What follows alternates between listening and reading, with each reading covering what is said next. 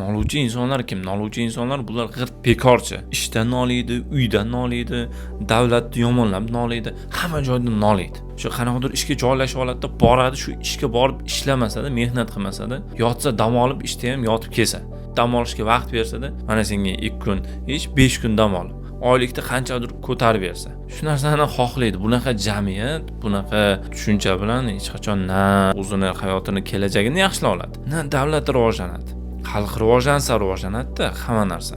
Kam harakat qilib, kam mehnat qilib hech kim hech narsaga erisha olmaydi.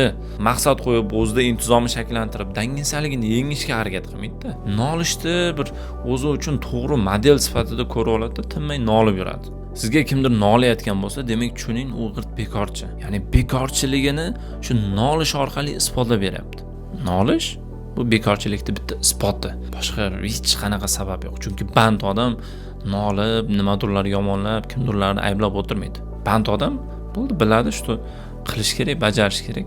Ishiga boradi, ishlaydi, mehnat qiladi, uyga keladi, dam olish o'rniga yana mehnat qiladi, o'zini ustida ishlaydi, qo'shimcha kitob o'qiydi, qo'shimcha til o'rganadi, gazini bosadi.